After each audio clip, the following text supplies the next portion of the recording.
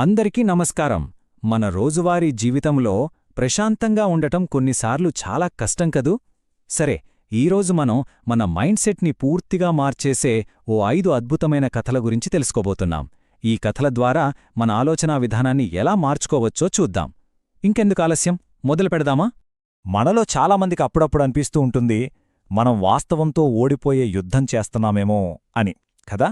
మన కంట్రోల్లో లేని విషయాలు అంటే ట్రాఫిక్ కావచ్చు, పక్కవాళ్ల అభిప్రాయాలు కావచ్చు, వీటితో రోజూ పోరాడుతూనే ఉంటాం. దానివల్ల మనకు మిగిలేదేంటి? చిరాకు, నిరాశ. ఇది మనందరికీ తెలిసిన విషయమే. అయితే ఇలా ప్రతిదానితో పోరాడటం కాకుండా ఇంకో దారి కూడా ఉంది. అదే అంగీకారం, అంటే యాక్సెప్టెన్స్ అనమాట. ఈరోజు మనం చూడబోయే కథలు అసలీ వాస్తవికతను యాక్సెప్ట్ చేసి ప్రశాంతంగా ఎలా ఉండొచ్చో మనకు చాలా చక్కగా వివరిస్తాయి. సరే, మనం మొదటి కథలోకి వెళ్ళిపోదాం. దీని పేరు పరిపూర్ణత అనే ఉచ్చు. ఒక తోటమాలి కథ ఇది. తోట పర్ఫెక్ట్గా ఉండాలనే తన కోరికే చివరికి తనకే ఎలా ఒక ఉచ్చుగా మారిందో చూద్దాం. ఈ తోటమాలికి తన తోటంటే ప్రాణం. కాని ఒక సమస్య ఉంది. తన తోట పరిపూర్ణంగా ఉండాలి. ఒక్క ఆకురాలినా, ఒక్క పువ్వు వాడిపోయినా అస్సలు తట్టుకోలేడు. వెంటనే విపరీతమైన ఒత్తిడికి లోనయ్యేవాడు. అంటే చూడండి, పరిపూర్ణత కోసం వెతకడం వల్ల తన సంతోషాన్నే కోల్పోతున్నాడు. అలాంటి సమయంలో ఒక బౌద్ధ భిక్షువు అతనికొక సింపుల్ సలహా ఇచ్చాడు. నీ ఆలోచనలను అడవి పూలలా వదిలేయి, వాస్తవాన్ని అంగీకరించటం నేర్చుకో అన్నారు. అంటే కంట్రోల్ చేయాలని చూడకుండా వాటిని వాటి సహజత్వంలోనే ఆస్వాదించమని. ఆ అదుపులేని అందమే నిజమైన అందమని ఆయన ఉద్దేశం. ఈ కథలో ఉన్న సారం ఒక పురాతన జపనీస్ ఫిలాసఫీకి చాలా దగ్గరగా ఉంటుంది. అదే వాబీ సాబీ. అంటే ఏంటంటే, అసంపూర్ణంగా ఉన్నవాటిలో కూడా అందాన్ని చూడటం. ప్రతిదీ పర్ఫెక్ట్గా ఉండాల్సిన అవసరం లేదు అని చెప్పడమే దీని ఉద్దేశం. ఈ పాఠాన్ని మన నిజ జీవితంలో ఎలా అప్లై చేసుకోవచ్చో చూద్దాం. మనం 2 రకాల మైండ్ సెట్స్ని పోల్చి చూద్దాం. ఒకటి స్ట్రెస్ఫుల్ మైండ్ సెట్, అంటే జిమ్కి వెళితే నా బాడీ పర్ఫెక్ట్గా అయిపోవాలి, నా కెరీర్లో ఎలాంటి తప్పులు జరగకూడదు అని అనుకోవడం. ఇక రెండోది ప్రశాంతమైన మైండ్ సెట్, అంటే శరీరంలో మార్పు అనేది ఒక సహజ ప్రక్రియ, నేను నా పనిమీద దృష్టి పెడతాను, ఫలితాలు అవే వస్తాయి అని అనుకోవడం. మన ఇంట్లో కూడా చూడండి, మనకు ఎంతో ఇష్టమైన కాఫీ మగ్గకి చిన్న క్రాక్ వచ్చినా దానితో ఉన్న జ్ఞాపకాల వల్ల దాన్ని ఇంకా ఇష్టపడతాం. పరిపూర్ణత కోసం వెతుకుతే నిరాశ తప్పదు, కాని ఆ ప్రాసెస్ని ఎంజాయ్ చేస్తే ప్రశాంతత దొరుకుతుంది. సరే, ఇక మన రెండవ కథలోకి వెళదాం. జీవితం ఒక అనంతమైన కెలిడోస్కోప్ లాంటిదని ఈ కథ మనకు చెబుతుంది. కథలో ఒక ఆర్ట్ గ్యాలరీ ఓనర్ ఉంటాడు. ఒక పెయింటింగ్ గురించి తను అనుకున్నదే కరెక్టు, మిగతావన్నీ తప్పని గట్టిగా నమ్ముతాడు. ఆ పెయింటింగ్ను చూసినప్పుడు ఒక్కొక్కరికి ఒక్కోలా అనిపించింది. ఒక అంధ కళాకారుడు దాన్ని తాకి చూసి అందులో దుఃఖముందని ఫీలయ్యాడు. అదే పెయింటింగ్ ఒక యువ విద్యార్థి కంటికి ప్రేమలా కనిపించింది. కాని ఆ గ్యాలరీ ఓనర్ మాత్రం కాదు కాదు, అందులో ఉన్నది ఆనందం మాత్రమే అని పట్టుబట్టాడు. మరి వీళ్ల ముగ్గురులో ఎవరు చెప్పింది కరెక్ట్? యజమానా, కళాకారుడా, లేక విద్యార్థా? మీరేమనుకుంటున్నారు? దీనికి ఒక జెన్ మాస్టర్ చాలా అద్భుతమైన సమాధానం చెప్పారు. ఆయనేమన్నారంటే, జీవితం ఒక కెలిడోస్కోప్ లాంటిది. దాన్ని తిప్పిన ప్రతిసారీ కొత్త డిజైన్ కనిపిస్తుంది. అలాగే జీవితంలో కూడా ప్రతి కోణంలో కొంత నిజముంటుంది. మనకు తెలిసిందే సరైనది అనే మొండి పట్టుదలను వదిలేయాలి. పక్కవాళ్లు చెప్పేది కూడా వినాలి. ఎంత మంచి మాట కదా. ఇక మనం మూడవ కథ. ఇది మనందరికీ, ముఖ్యంగా ఈ వర్క్ ఫ్రమ్ హోమ్ కల్చర్లో ఉన్న వాళ్ళకి బాగా కనెక్ట్ అవుతుంది. కథ ఏంటంటే, ఇంట్లోంచి పనిచేసుకుంటున్న ఒక ఉద్యోగి పక్కనే జరుగుతున్న కన్స్ట్రక్షన్ శబ్దంతో తెగ ఇబ్బంది పడుతుంటాడు.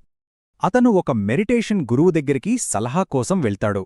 అప్పుడు ఆ గురువు ఒక చాలా ముఖ్యమైన మాట చెప్పారు. బయట జరుగుతున్న కన్స్ట్రక్షన్ శబ్దాన్ని నువ్వు ఆపలేవు, కాని దానికి నువ్వు ఎలా రియాక్ట్ అవుతున్నావో దాన్ని మాత్రం ఖచ్చితంగా కంట్రోల్ చేసుకోగలవు. అంటే ప్రాబ్లం బయట శబ్దంలో లేదు, మన లోపల మన రియాక్షన్లో ఉంది. సరే, మరి ఆ రియాక్షన్ని ఎలా కంట్రోల్ చేసుకోవాలి? దానికి ఆ గురువు 4 సింపుల్ స్టెప్స్ చెప్పారు. 1, ఆ శబ్దం వినగానే వెంటనే కోపంతో రియాక్ట్ అవ్వకుండా ఒక్క క్షణం ఆగాలి. 2, అలా ఆగినప్పుడు మన శరీరంలో ఎక్కడ టెన్షన్గా అనిపిస్తుందో గమనించాలి. 3, నెమ్మదిగా మన శ్వాస మీద దృష్టి పెట్టాలి. 4 అలా చేయడం ద్వారా మనసును మళ్ళీ ప్రశాంత స్థితికి తీసుకురావాలి. చూడండి, ఇది బయటి ప్రపంచాన్ని మార్చడం కాదు, మన అంతర్గత ప్రపంచాన్ని మనమే సరిచేసుకోవడం. ఓకే, ఇప్పుడు 4వ కథ. ఇది కొంచెం ఫిలసాఫికల్గా ఉంటుంది. నేను ఎవరు అనే ఒక పెద్ద ప్రశ్నకు సమాధానం వెతుకుతుంది కథ. ఒక ఇంగ్లీష్ టీచర్, ఆమె విద్యార్థుల మధ్య జరిగే సంభాషణిది.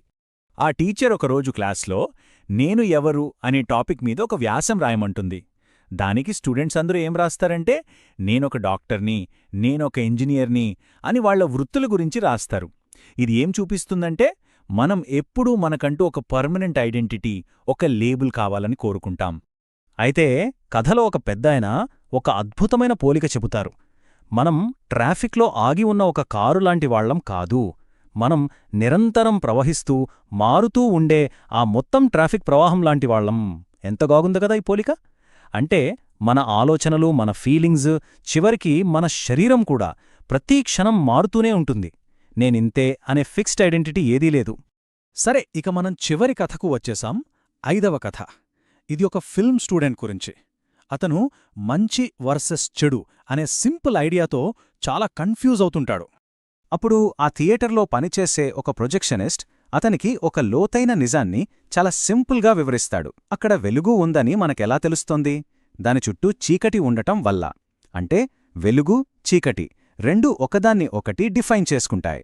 అలాగే మంచి చెడు, గెలుపు ఓటమి ఇవన్నీ వేర్వేరు కాదు, ఒకటి ఉంటేనే ఇంకొకదానికి విలువ. ఈ ఆలోచన మన జీవితంలో చాలా వాటికి వర్తిస్తుంది. మనం ఎప్పుడూ ప్రపంచాన్ని ఇలా రెండుగా విడదీసి చూస్తుంటాం. విజయం, వైఫల్యం, ఫ్రెండ్స్, ఎనిమీస్, రైట్, రాంగ్, మన పార్టీ, వాళ్ల పార్టీ, ఇలా. కాని నిజానికి ఇవి ఒకే నాణ్యానికి ఉన్న రెండు ముఖాల్లాంటివి. ఈ రెండు కలిస్తేనే జీవితం. సో, ఈ 5 కథల నుంచి మనం నేర్చుకున్న పాఠాలను ఒక్కసారి క్విక్గా చూద్దాం. మొదటిది తోటమాలి కథ. పర్ఫెక్షన్ని వెంబడించొద్దు, అసంపూర్ణతను ఆస్వాదించడం నేర్చుకోవాలి. రెండవది ఆర్టోనర్ కథ. నా మాటే కరెక్ట్ అనుకోకుండా వేరేవాళ్ల పాయింట్ ఆఫ్ వ్యూని కూడా యాక్సెప్ట్ చేయాలి. మూడవది ఉద్యోగి కథ. బయటి పరిస్థితులను మార్చలేం, మన లోపలి రియాక్షన్ని మాత్రం మార్చుకోగలం. నాలుగవది టీచర్ కథ. మనకొక ఫిక్స్డ్ ఐడెంటిటీ లేదు, మనం నిరంతరం మారుతూ ఉండే ఒక ప్రవాహం. చివరిగా ప్రొజెక్షనిస్ట్ కథ. జీవితాన్ని మంచి చెడు అని చూడకుండా అన్నీ ఒకదానితో ఒకటి ముడిపడి ఉన్నాయని అర్థం చేసుకోవాలి. చివరగా ఒక్క ప్రశ్న. ఈరోజు మనం తెలుసుకున్న ఈ 5 అద్భుతమైన ఆలోచనల్లో ఏ ఆలోచన మన జీవితానికి ఇప్పుడు ఎక్కువగా అవసరమనిపిస్తుంది? ఏ కథలోని పాఠాన్ని మనమందరం ఈరోజు నుంచే మన జీవితంలో ఒక భాగంగా చేసుకోవాలనుకుంటున్నాం? ఒక్కసారి ఆలోచించండి.